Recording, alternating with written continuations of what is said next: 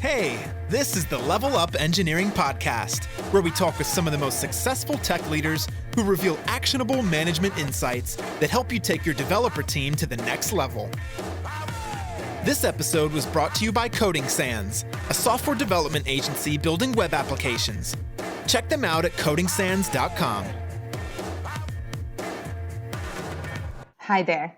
So this is Carolina, and we are at Coding Sans' first podcast interview, and I have here Gergely Orosz with me, who has worked at many prestigious companies like JP Morgan and Skype and Skyscanner, but most recently he's an engineering manager at Uber.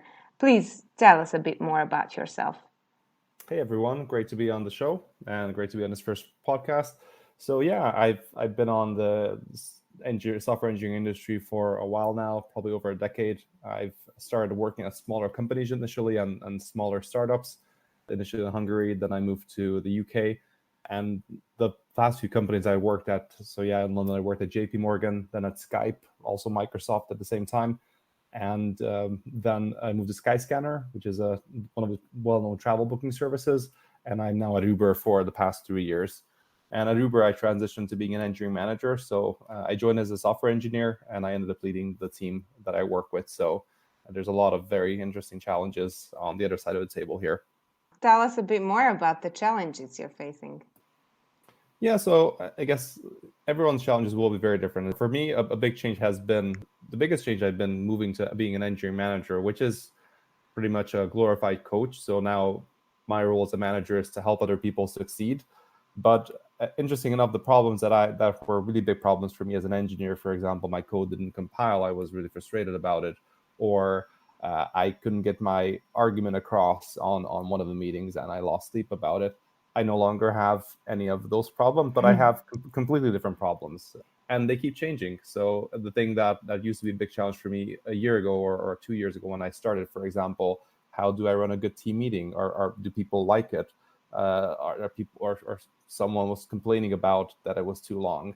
That's now changed. And again, it's a different level. And I think that's the beauty of software engineering as a whole. And also when you work at a growing company that changes all the time. The Uber that I'm working right now is very different than the one 3 years ago. Of course, a lot of people heard the stories. When I joined, TK was still the CEO. There was none of the negative press that a lot of people heard or the turmoil starting from Susan Fowler and then TK stepping down. And now, of course, it's a very different company again. But this is true for a lot of other companies as well. So typically working in tech, if you joined a company 3 years ago, the company is probably different, your team is probably different, and your role is probably slightly different as well, or even more so. Sure. So I'm gathering that you enjoy this kind of shifting atmosphere. Yeah, so I usually find it that whenever you learn new things, it's exciting and you're growing. So I actually wanted to work more on the people side, and that's what management is about. Because I did a lot of things in tech. I worked in a lot of different tech stacks. I was lucky enough to start with working on the web, and then I did some backend, and then I did some Windows Phone, then I did iOS, and then I did Android. I was enjoying learning a lot of those things. But after a while, I felt that some of the biggest challenges working at teams is actually the teams itself and the people itself, and how do we work together as a group. And it's very funny to say because I'm now talking with a lot of other software developers. I'm thinking of potentially writing a book about software development, but I reached out to some of my experienced colleagues or past colleagues and asking them what do they think is the most difficult thing about software engineering. And it's very interesting to see the responses. The more experienced some people are, the more they will say people or communication, and a lot fewer of them will mention code or tools or languages or frameworks. Yeah. And that's also a little bit about, I guess, the topic of this one as well. And it's about growing people, how to help people get better and work better together. Awesome. So now that we've come to the topic of our discussion, mentoring, you are a very experienced software engineer and a certified Scrum Master, and you're a very engaging presenter. People should go look up your presentations because there are quite a few. You write about the importance of good writing. What would you say is the most invaluable skill when it comes to mentoring? maybe just taking a step back, to me, mentoring was a really foreign concept. Before I joined Uber, or well, maybe at my company before Uber at Skyscanner, I was actually starting to look for mentoring, and I guess I kind of did mentoring, but I never really heard or used the term before. And I think this is kind of typical for software developers. The whole industry is changing a little bit, where I think things are getting a bit more settled. But unless you worked at a really big company like Google or someone who has like an official program, you might have not heard of it. The first time I heard it was at Uber. People asked like, "Hey, who's your mentor?" And I was like, "What is mentoring?" And we had an internal site where this was set up. So I knew the word, but I just didn't know what it meant. And actually, looking back at my past time, I actually did have mentors. To me, a mentor is someone who helps you get better at what you do, typically in software engineering. So I remember vividly when I was a junior engineer, I joined a company and I was assigned some experienced developer to work on a project, and we worked together. And that person actually mentored me a lot. They actually asked me a lot of questions. They challenged me. They didn't say that I was wrong, but instead they asked, like, what do you think about this edge case? So that itself was mentoring. But I never thought of it as mentoring, and I never even thought of myself mentoring other people, even though I probably was doing it, for example, via code reviews or via telling them, hey, I'd like to give you some feedback. So to me, that is a big thing of the software industry. And yeah, since I'm working at Uber and where everyone's talking about it, I think a lot more about it, and I probably use the words more as well. For example, a place where mentoring is quite common is the business world, or what I've observed at least. It's quite common to say like, hey, who's your mentor? You read people's books, successful entrepreneurs, and they will say that they had these mentors, and they actually follow the book in terms of asking for mentorship, setting up an intro meeting, having regular check-ins, and so on. And so going back to the point of what are important things about mentoring, I think the first thing is just to know what it is, and to know that mentoring involves someone who's more experienced in some ways. Maybe they might be younger even, but that's the mentor. And the mentee is someone who would like to learn something about that area that the other person is more experienced about. How would you say you approach mentoring as a whole? We can talk about both sides. So how I approach it as a mentee, because I'm also I also seek mentorship, and I do have people mentoring myself, or as someone who is asked to mentor, or someone who sees the mentorship opportunities. Maybe let's decide which one to jump into. Since you started with this, let's start with when you are a mentee, because probably most of our listeners don't view you as a mentee anyway.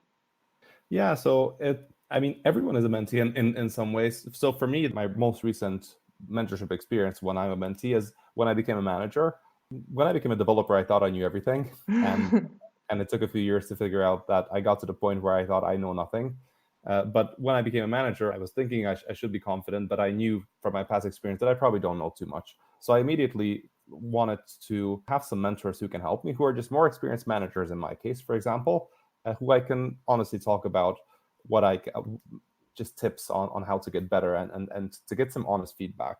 So what I did is, because I work at a big company that has a different culture than maybe some other companies, I really wanted to find someone within the company. And that's, you kind of want to decide, there's two different areas. And actually, this is also true from my previous company at Skyscanner. So there I look for mentorship, but there might be some areas where you're surrounded by smarter people or better people than you. Then great, especially if it's the same company, you can just go and approach them and say, that's what I did at Uber as well. I emailed a couple of people who I've talked with, or pinged them and said like, hey, I'm really looking for mentorship. Would you be open to having an introductory meeting, just 30 minutes, and let's talk through of, can we work together? Can you help me get better? I had something similar like that at Skyscanner as well. I was looking for mentorship as an engineer, and there I talked with a few people, and at the time, the people I talked with, I didn't feel that they were really open or they were really open to sharing here, or I didn't feel honestly that I had as much to learn in certain areas. So I guess that was a failed approach there, but it was good that I tried. And here, out of 2 or 3 people I talked to, some said they're unfortunately too busy because they have too many other people you're talking with. But there was a person who said, yeah, I'm really open. We talked. It was really nice, and we initially started to just meet up every 2 weeks. This was over video chat because she was based in San Francisco, and we kicked it off right there. And one really important thing when you're seeking mentorship, I think it's really important that you're really focused. So it's not really fair to go up to someone and say like, hey, can you mentor me? And then just wait for something Wait to for them happen. to do the Yeah, work. I view this as you don't want to waste anyone's time. As a mentor, you don't typically mentors are more busy or they often get more requests like this. So you want to really tell them what is it that they can help, because people really want to help. When someone approaches me about helping in a certain area, I'll if I'm an expert or if I think I'm an expert, I'll be open to help. So the biggest advice I have is if you're looking for mentorship, figure out or make a list of the people who you think could help you. They could be in your company, they could be outside. Reach out to them and be specific on like, hey, I'd love to get for your help in growing in this area. In my case, it was just becoming a better people manager, or it could be learning about a technology. It could be being a more better communicator as an engineer, those kind of things, and start with that. So then you can set the expectation. And the other really useful thing I found, which was a resource that we had inside the company, there was a suggestion to set up an introductory meeting, and there were a couple of bullet point lists of things that you could do at an introductory meeting. You know, it's nice to set the ground rules of what would we like to get out of this relationship, how often should we catch up, what is it that we should talk about the next 3 to 4 weeks, and the more specific you are, the better. So that's how I started, and I always view it as having a mentor a privilege, so I don't take it for granted. It's important that you invest time in this. So I always prepare for example, or almost always, for my meeting with my mentor. So I put together things that I'd like to talk about, things that I like to share or get the feedback. And honestly, I think this is how you can actually have a relationship like this going, because my mentor has no real obligation to spend time with me. They're doing it because they're getting something out of it. Clearly, they're enjoying it. They might be learning. They might be just enjoying that. They're seeing how some of their advice is used. So yeah, and I'm very, very surprised. My mentor is a very experienced person, very busy schedule, and she still always makes time for me. So I guess it helps when you're really invested. Yes. And you mentioned that you have a company-wide kind of good to know spreadsheet for people who are looking for such advice, and that also makes it seem like the organization is backing up this entire culture of mentoring. So if we turn around and look at you as a mentor, what is your approach to mentoring either developers or other managers? Yeah, let's talk about developers, because I probably do that a lot more. I mean, I guess in some ways when you're a manager, you are some ways a mentor, but of course you're one with authority. So that's not an entirely fair comparison. And there are some times when you just when you typically mentor people outside of your team or who are not related. But it's really easy to be a good mentor when your mentee tells you what they'd like to get out of this relationship, what skills they'd like to grow. So a good example is, this is a bit reverse, but I for example, I once noticed a person who was consistently just wasn't very good at writing readable code. Their code was pretty just not nice. It was not on my team. But I ended up reaching out to this person because this is an area I'm really passionate about, saying like, hey, I noticed that, like code and writing better code is something you might be interested in doing better. Is this something that you'd like to talk about? And so I kind of reversed this initial introduction, but that person was. And so like our topic was just getting better at writing readable code. And we spent our sessions talking about what that person has done. You really want this other person to drive. So as a mentor, you're there to share your experience, your input, and give advice. But I think it's really important that you don't judge people. You're not, as a mentor, you're not their manager, which is also why I guess being a manager and a mentor, you really want to separate those hats. But you're on their side, and if they take your advice, that's great. If they don't take it, and then it becomes, I guess, after a while, it can become a frustrating relationship. I haven't done that before, but maybe it's just not working in that case. But I think a good point on mentorship, the more focus you do, the better it is. If you have goals and if you know what you're trying to do, you can every now and then reflect on how things are going. I really enjoyed this mentoring relationship because I saw week after week or every 2 weeks, this person just getting better at things. And after a while, I ran out of things that I could share with them. I thought they really upped their game, and I told them so. And then we just decided, all right, well, this is great. Let's not catch up as frequently. And they got something valuable out of this relationship, and so did I. I got the fact that I was able to help someone, and without giving too much direction.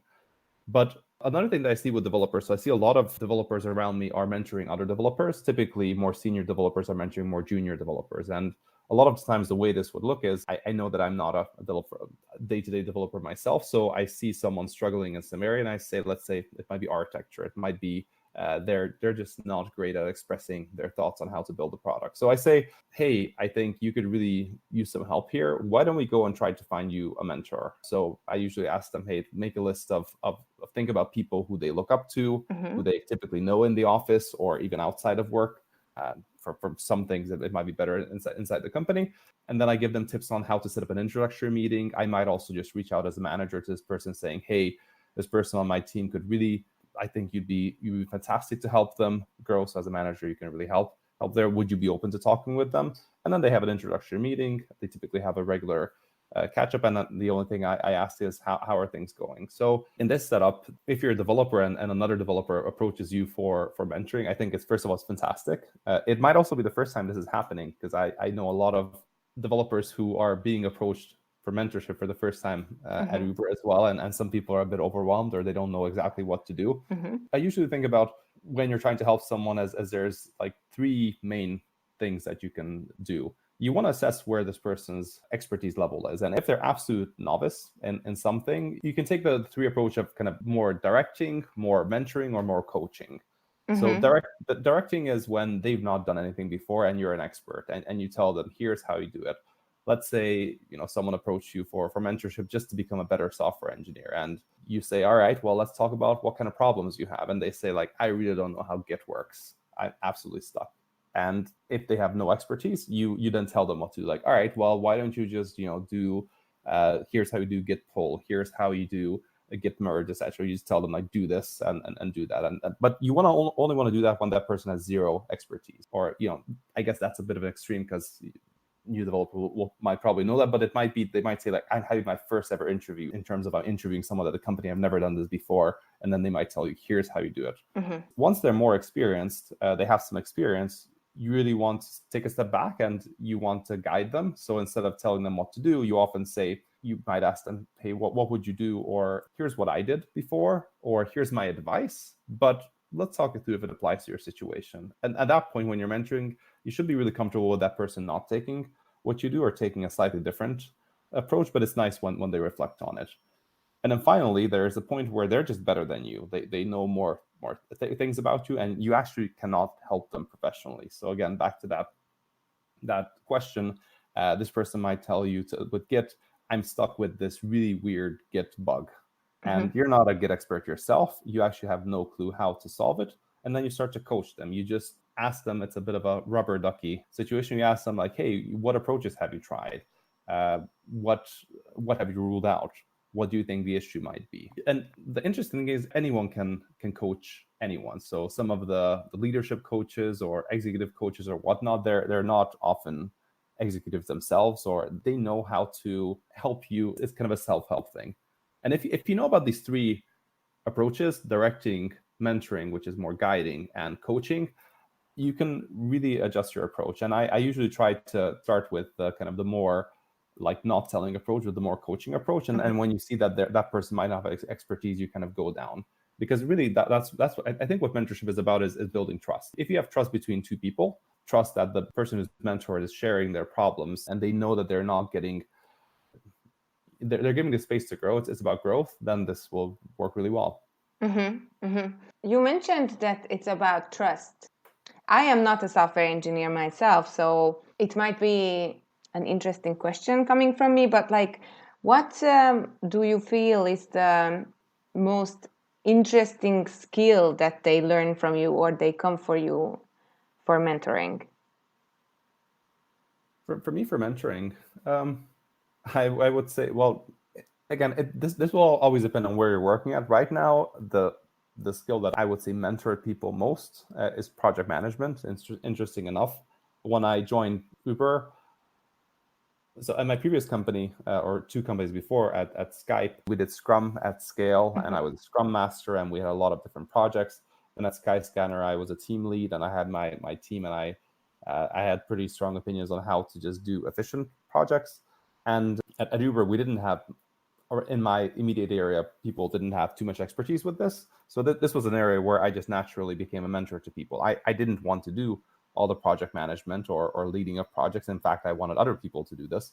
So I just ended up both teaching them, mentoring them, and in the end, coaching them. So I now have people who I think are better at running projects than myself, and I don't have too much to add. Instead, I just sit back and I ask them like, hey, you know, how can you do this differently? Why do you think this is better? Where do you think you can still improve? Wow, this is really enlightening. What are some of the mentoring challenges that you have encountered? I guess the biggest mentoring challenge that I see a lot of people encounter, and I've had it to some extent as well, is you start off with a mentoring relationship. You help people grow, but after a while, this whole mentoring, it might get a bit tired. It might just start to wear down. You both get less and less value from it. The person, you start to get them really well, you start to get to know them really well. There's less and less to share, but you still meet up, let's say, every 2 weeks or so. But I think it's admitting that neither of us is getting too much from this. So the mentor might not be seeing too much progress or learning too much from the mentee, because it's a both-way relationship, and the other way around as well. And it just becomes this convenience thing. And I think having the courage to say, well, first of all, it's on the introductory meeting or every now and then, I think it's good to talk about how do we reflect on how these things are going. Are we both enjoying it? Are we learning from it? Because the thing to keep in mind is mentorship is about growth, but it should be growth on both sides, and it's an absolutely voluntarily thing. So there's no company who has a mentorship program who can even make this mandatory. So it's important that both of you get something positive out of it. It needs to be a win-win. And sometimes it becomes like a neutral.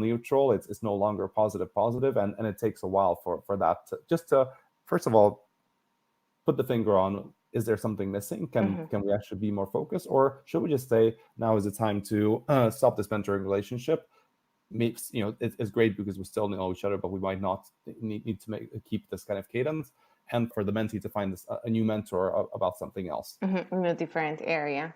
We have covered a lot of the mentoring questions, but we haven't really talked about, you know, what's the process behind all of this? Would you recommend the company create an entire department to help mentoring, or would you just let it emerge on its own?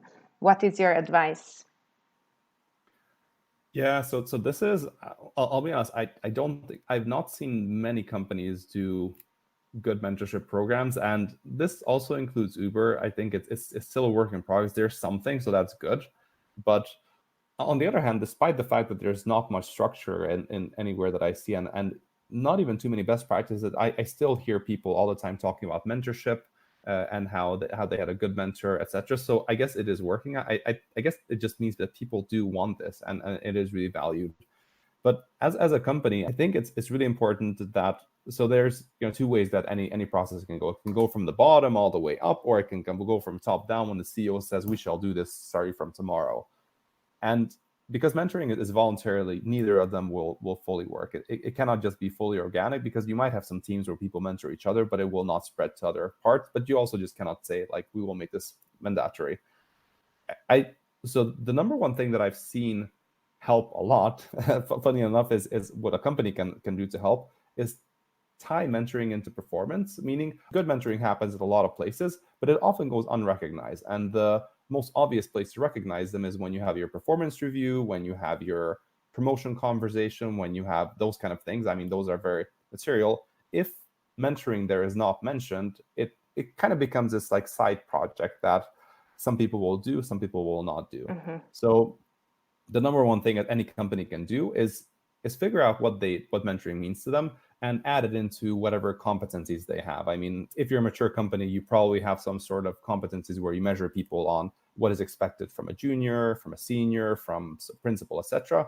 And mentorship should be there. So an expectation would be, for example, to get to the senior level, is that you mentor people. Like, to me, that a senior is someone who's open to mentoring, and they actually do so. And the other way around as well. If you see a junior person who's mentoring other people, you should recognize, saying, wow, you're going above and beyond. You're actually showing some things that seniors do. Let's recognize you for that thing. So that's one of the best ways that companies can do. And then once you have that, leading by example is a great one from the top, from managers. So it's nice if the CEO talks about what kind of mentors they have and who they're mentoring. I think this has really helped at Uber as well. One of my mentors reports to the CTO, and she has, I think, 4 or 5 different mentees. So people are actually doing this. Some of the most busy people are making time for this, and it trickles down because I talked about who my mentee is and who I'm mentoring to other people as well. So that's the second one, is just making sure that like even the busy people take on mentees. And the third one is, I think it's nice to have some sort of framework or making it easier to discover, especially when you're a big company. It's good when you make it easy for people to put up their hands saying, I'm open to mentoring, or hey, I'd like to mentor. So you can do this at a company level, at a big company, do some sort of website or whatnot, or Google Sheet or anything where people can sign up. And outside of a company, there's actually some really good initiatives. I think there's a website called codingcoach.io and some other places where you can just sign up as a developer and you say, here's where I'm open to mentoring. And if you're a developer who's not mentored and you've got a couple of years experience, I really recommend starting there as well, because you can do that immediately. You don't need to wait for a company. And when you see opportunities both to be mentored or to be a mentee, it's just taking that step, that kind of deep breath, saying, hey, would you mind having a chat and learning about these things? But I think companies have a long way to go still. Sure. That's very, very valuable advice. Thank you very much. I know that we are kind of running out of time, but I am greatly interested. You mentioned in the beginning that you are thinking about writing a book. If you don't mind sharing a few words about that. Yeah, so this one's really early on. So I've been mentioning to a couple of friends and colleagues. But one thing that, and this is to do with mentoring as well. So one thing that I've noticed is, as a manager, I try to help people on my team grow. So as a manager, one of your biggest, I think, outputs is, are people growing, and are they getting better and better and better? And of course, is the team performing better? But if you have better people, the team will perform better. First of all, I've worked a lot as a software developer, and I gained a lot of valuable experience, and I worked for some really great people. So the better people you work with, the more you learn from. So I had a lot to learn. And now I'm actually finding myself doing the opposite of helping people become better software developers. So I've had a pretty large team, about 15 people, and I spent almost every week I would sit with them and talk through how they can grow, where they can get better, with actionable feedback. And I've seen myself do a couple of repeated patterns. I start to give similar feedback to people in a couple of areas. Some people just need to get better at coding, some on architecture, some about communication. Some people could do better to share their knowledge. And I've been struggling to recommend a book for them, to say like, hey, why don't you look up, here's some things where I think what I see a great software engineer, some of their traits, some of their habits, some of the characteristics, and let's see what areas you'd like to grow. Instead of it's just me looking at them and kind of on top of my head saying, I think here's some place where you could get better. What do you think about it? So I'm thinking of putting something along these lines. So about the modern pragmatic software engineering. And there are a lot of software engineering books, but the one thing that I find missing a little bit about them is I feel the engineering landscape has changed a bit in the past 10 years or so, 5-10 years. A couple of things have changed. So first, teamwork is a lot more prominent. And remote teamwork especially. So we have things like GitHub, Slack, Google Hangouts. Teams are more and more distributed, and there's a lot of challenges. So actually being a great software engineer, communication is becoming really important, on top of course, being competent. Second, the industry luckily is starting to be a lot more diverse. We're having a lot more people who were previously not working in this industry and like 10 or 20 years ago entered the industry. And it's really important that we keep making this inclusive. So again, no one 10 or 20 years ago, where some of the companies were looking for this brilliant engineer who just gets things done, and they called it a 10x engineer. There's a Twitter thread that's ridiculous, who were just socially awkward, and honestly, they bullied people. These days, those people, like, you cannot be a good software engineer or considered a good software engineer if you have those traits. And again, a lot of people, like most people, don't want to do this, but these are also skills that if you have it, it's absolutely coachable these days. And I don't see people around me like that. So I think a lot of things have changed. So I'm thinking of putting together a bit of a guide, and also just honestly sharing my personal expertise of what's worked for me at places like Uber or Skype or Microsoft, and giving it a resource to people. So that's work in progress. I'll be publishing some related topics on my blog. And if people are interested in learning more about this potential book or my writing, you can always subscribe on my blog with your email, and you'll just get updates whenever something new comes out. That's really exciting. Thank you very much. I hope we can see the book sometime soon. Is there anything else that you would like to share on these topics, or anything that we haven't covered? Yeah, so the one thing I'd like to add is just one big advice I have for mentorship is, first of all, don't worry if you've never had a formal mentor. For about 10 years in my career, I didn't think I had a mentor. I had, looking back, it kind of adds up, but I was a bit intimidated when I first heard of mentoring, and I thought, oh my gosh, I never had a mentor. In fact, someone reached out for mentoring to me, and I didn't know how to do it because I didn't think I did it. So it's totally okay. That's one thing. And the second thing is, if you took that courage to ask for mentorship, because I truly believe anyone can use mentorship. I have mentorship, so I have mentors who are mentoring me, and you've set up that relationship. Don't be afraid to seek out old mentors after a while, and after maybe a couple of months. It's different. It could be 1 or 2 months. For some people, 6 months. For some people, it's a year. Don't be afraid to say, you know what, I've learned so much from you, but I feel my learning is not as fast. So maybe let's not catch up as frequently, and let's just make it a lot less informal. And at the same point, reach out to other people too for mentorship. A really interesting, and by the way, just to the point of how, I guess, new mentorship is in the industry, and in some regards, my manager at Uber, who I really look up to. So I when I became a manager, I reached out to have a mentor, and 6 months afterwards, he actually told me that he's never had a mentor himself, and he's so kind of jealous of me having such a great mentor that he reached out to my mentor to ask her to be his mentor. Wow. I like how there's a lot more talk about these things. I like how there's a lot more initiatives, and I think just taking it one step at a time. Figure out if there's an area that you'd like to grow, and if you see someone inspiring, I think of mentorship as just growing faster together with the help of someone. So good luck to everyone with this. Thank you. Thank you very much. So I guess we are at the end of our time. Thank you for joining us today, and I hope that our listeners can take as much away from this as we can, because it's been a really enlightening conversation. Thank you, Gergely. Awesome. Thank you. Thanks for staying with Level Up Engineering. If you enjoyed this podcast, so will your friends. Share this episode on your favorite social networking platform. To stay up to date with our content, follow Level Up Engineering on Spotify, Apple Podcast, or SoundCloud.